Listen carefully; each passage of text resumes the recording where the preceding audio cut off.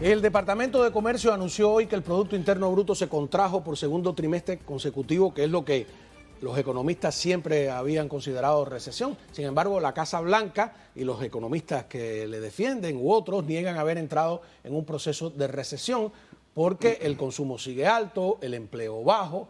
Así que la pregunta es, ¿por qué indicativos nos guiamos? ¿Cuál es la verdad de lo que sucede con nuestra economía? Pues hemos traído a Tulio Rodríguez, economista, asesor financiero, experto en el tema, para que nos saque de dudas. ¿Cómo está? Muy buenas noches, ¿cómo está? La pregunta directa, ¿estamos o no estamos en recesión? Bueno, técnicamente, si lo tomamos por las variables que estás diciendo, que son dos quarks que están proyectando, el primero era 1.6 negativo, este es 0.9 de crecimiento negativo, estaríamos en recesión. Pero exactamente como dices, si tenemos 3.6% de desempleo, la gente tiene más ahorros que los que ha tenido nunca, hay dinero, hay gasto. Entonces tú dices, esto es una suerte de recesión un poco extraña la que tenemos en este momento. La situación tiene todos sus bemoles. Yo les comentaba hace unos días que nosotros venimos de imprimir 25 trillones de dólares. En los últimos 6 años hemos impreso 7 trillones de dólares más. Tenemos la pandemia encima, salimos de la pandemia y empieza la situación en Europa con Ucrania. Eso nos pega directamente en lo que es la parte del petróleo, nos pega directamente en lo que es la parte de los granos. Tanto el petróleo como los granos, como el trigo, tienen otra serie de derivados que también inciden en la economía y todo eso va llevando a un proceso de contención. Ahora tenemos la pandemia dentro de China, se interrumpe toda la cadena de suministro y en esto que hemos llamado el mundo global, la cosa está complicada. Pero los índices son todavía positivos. Hay un célebre economista. Él murió, se llamaba Milton Friedman. Monetarista, más o menos. Monetarista. Y Milton Friedman comentaba que para entender todo este proceso, él decía, la inflación es más o menos como el que es alcohólico. Entonces dice, bueno, en las primeras etapas de la inflación es como las primeras etapas del alcoholismo. Uno disfruta sus tragos y disfruta todos esos billetes que están a montón. Eufórico y contento. Eufórico y contento. En la segunda etapa es cuando viene la resaca y la limpieza de la cartera. Y después viene la cura. Y la cura es verdaderamente complicada porque entonces tienes que revertir todo el proceso. No puede haber el alcohol para poder sanarte y no puede haber el acceso de dinero para poder sanar la economía.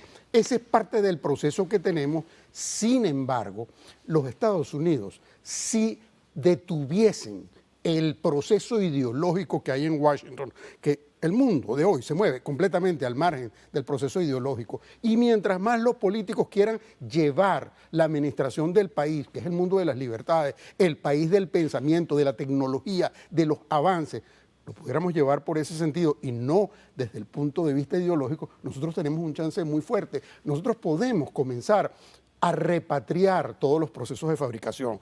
Nos fuimos hace 25 años, comenzamos a exportar todo para China, porque era más barato producir allá.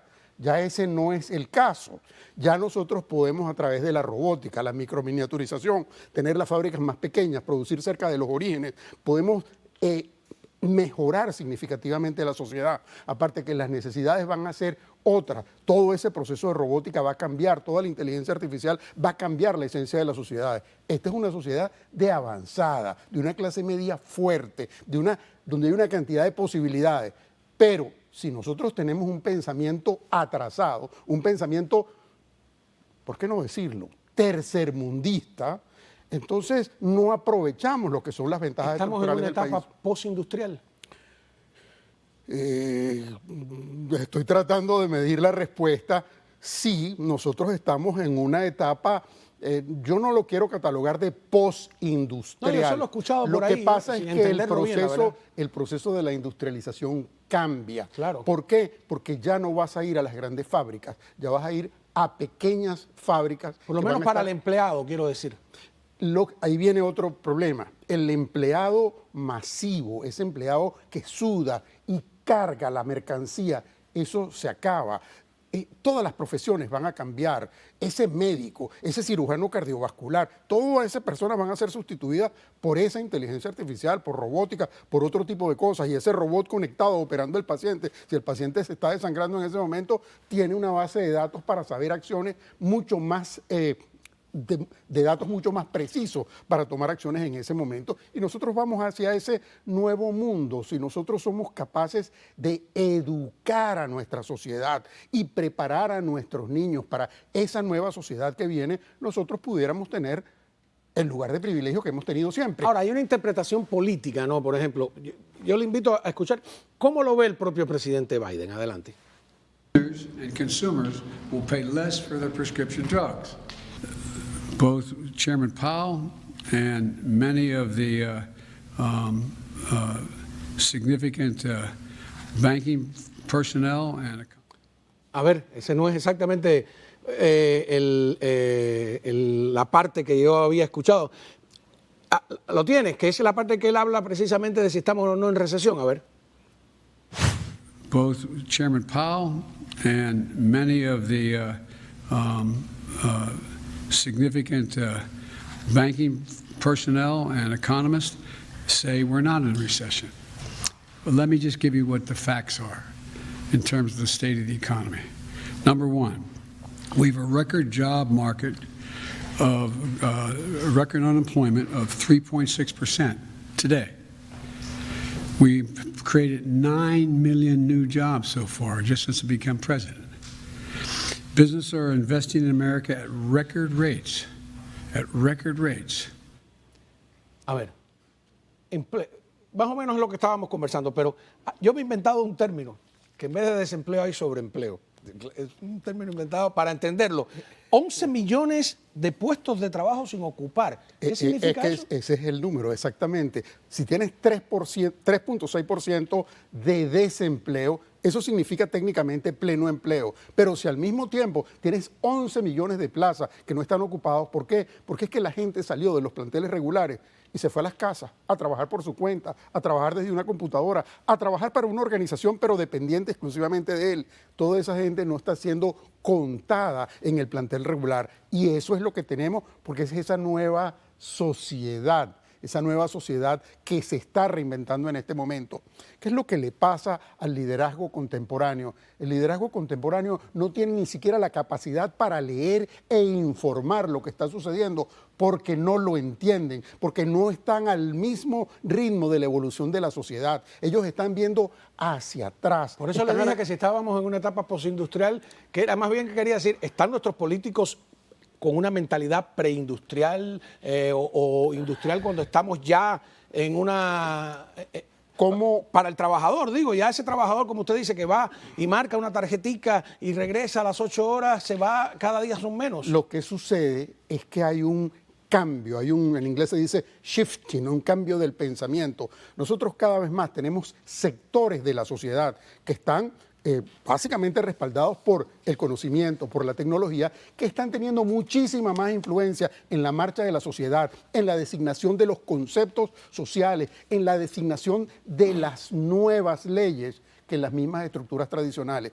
Y a los políticos les están sacando el piso sin que nadie les haya declarado la guerra. Es simplemente un proceso de información, de conocimiento. El conocimiento está avanzando mucho más rápidamente que la capacidad que tiene determinado sector político de entender lo que ha sucedido. Por eso yo veo que, sea demócrata o republicano, unos más que otros, parecen cometer los mismos errores. Por ejemplo, Biden aprovechó el día de hoy para dar a conocer un acuerdo que tiene entre el presidente del Senado, ¿no?, Schumer, y el senador demócrata, que es incómodo para los demócratas, que es Manchin. Y el acuerdo se llama Proyecto de Ley para Reducir la Inflación del 2022. Pero cuando yo empiezo a acercarme al proyecto, es como si quisieran reducir el gasto con más gasto. Vamos a ver. The bill will lower health care costs for millions of Americans. It will be the most important investment, not hyperbole, the most important investment we've ever made in our energy security and developing cost savings and job creating clean energy solutions for the future. It's a big deal. also, for the first time in a long time, began to restore fairness to the tax code, began to restore fairness by making the largest corporate nations and the largest corporations in America pay their fair share without any new taxes on people making under $400,000 a year. Pay their fair shares. Nosotros estamos jalando con la fuerza de gravedad y todavía en los conceptos viejos. Aquí se están dando cosas que la gente parece no verlas. Hoy nosotros tenemos un momento estratégico en el mundo que es fantástico. ¿Por qué es fantástico? Porque China parece no estar tan fuerte como estaba, porque Rusia, con este problema en que ellos mismos se han metido, que creen que pueden salir, a lo mejor no están, porque Europa tiene una debilidad sustancial. De hecho, los europeos quieren trabajar solamente 9 meses del año y lo están pagando caro. Latinoamérica pues no cuenta porque somos pocos, estamos muy dispersos y todavía estamos dentro de esos procesos ideológicos. Los Estados Unidos tienen una clase media única. Si nosotros en estos momentos, en lugar de ese tipo de conceptos, nosotros sacáramos una cantidad de leyes para atraer todos los capitales que están en estos momentos en el mundo que no saben qué hacer por toda esa misma situación, porque tenemos pandemia, tenemos desequilibrio, tenemos inseguridad jurídica, tenemos guerras, tenemos potencial de absoluta incertidumbre de lo que hay por delante y nosotros podemos vender la solidez de América.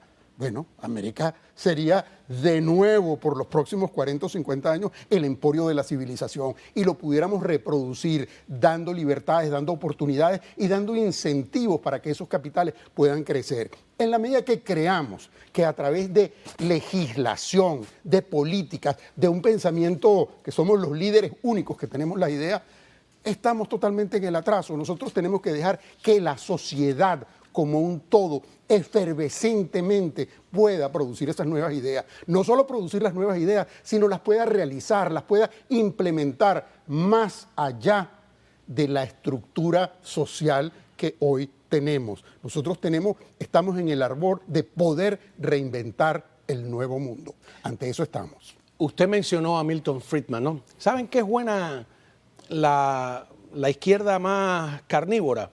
En desacreditar a esos pensadores, ¿no?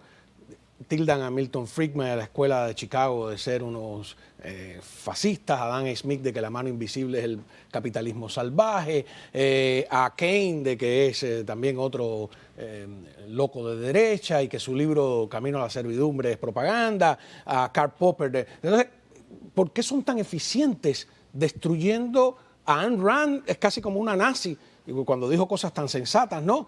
Y en Venezuela lo vimos también, cómo son tan eficientes desacreditando a los mejores filósofos del siglo XX. Cabo, la verdad es que me has dejado de una pieza con todas las citas de los personajes que has hecho en este momento. ¿Por qué? Porque ese es el concepto de la ideología. No tienes razón, el que tengo razón soy yo. Ese es el proceso ideológico, el tratar de quitarte la razón. Cuando tú no tienes más nada que aportar, sino conceptos ideológicos, te dedicas precisamente a eso. Si tú le das paso a la ciencia, si tú le das paso a la informática, si tú le das paso a la microminiaturización, para con todo el producto de ello poder administrar una nueva sociedad que va a tener una calidad de vida mucho mejor. ¿Dónde? Y esto que les voy a decir es bien complicado, donde el trabajo no va a ser la esencia principal. Nosotros estamos acostumbrados que aquí se remunera el trabajo, trabaja duro, gana el pan con el sudor de tu frente, es lo que nos han enseñado. No, ahora nosotros vamos a un proceso de mucho más eficiencia en generar lo que es la productividad. Cuando entendamos eso, o los que seamos capaces de entender eso, esas sociedades tendrán las que tendrán el lugar del privilegio.